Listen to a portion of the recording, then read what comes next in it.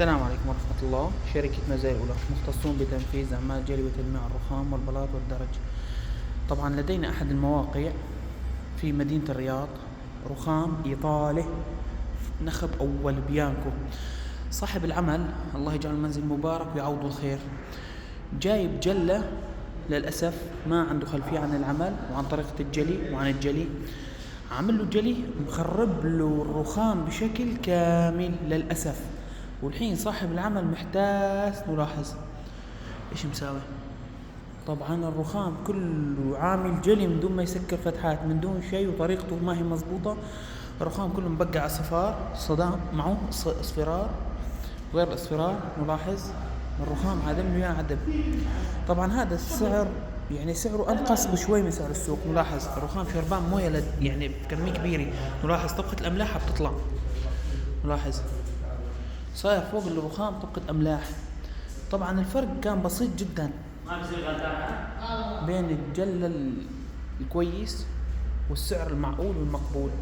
طبعا نلاحظ للأسف يعني مثل الرخام قيمته غالي جدا جدا، رخام إيطالي بيانكو. نلاحظ إيش مساوي في الرخام، كله عادم له عدمان. هذا الفرق بين السعر الرخيص والجودة الرديئة. يعني في سعر مقبول وجودة مقبولة جيدة جدا. نلاحظ كله هذا كله الرخام مرطب معه. لو كان الجلة فني وشاطر ما يصير معه كده اصفرار طالع في كل مكان، الصدى، البقع.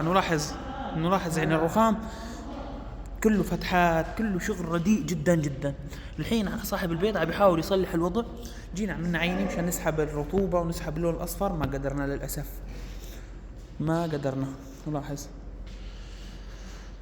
طبعا نحن بصفحتنا في اعمال زي هذا الرخام وغيره وغيره وغيره، الحمد لله عم نجلي من اللمع ولا ابدا ولا عم يتاثر.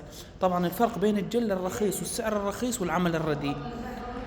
نلاحظ والجل المتمكن واللي عارف شغله.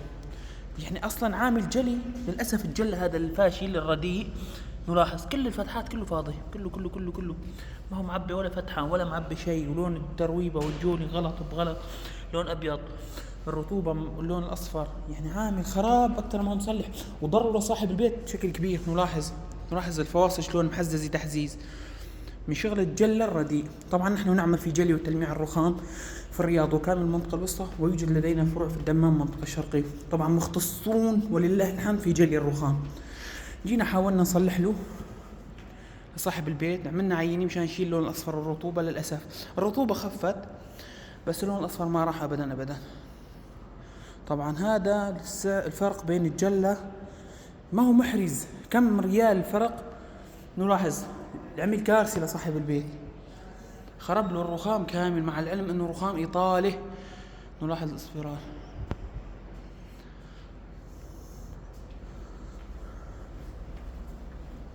ما يجي فايدة فوق. ليش؟ ما امسك لون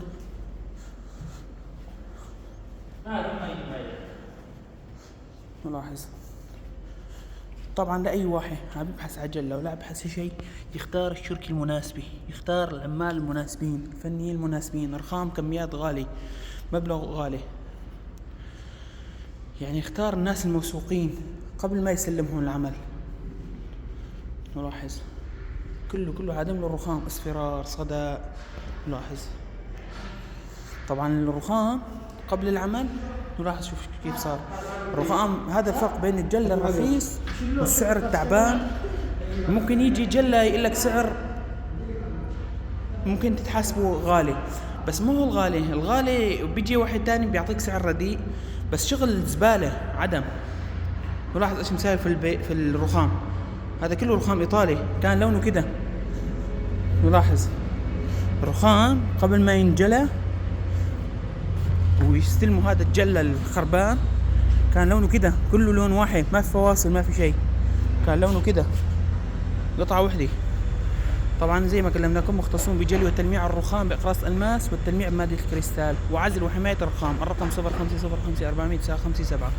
مجال العمل الرياض وكامل المنطقة الوسطى، ويوجد لدينا فروع في الدمام منطقة الشرق.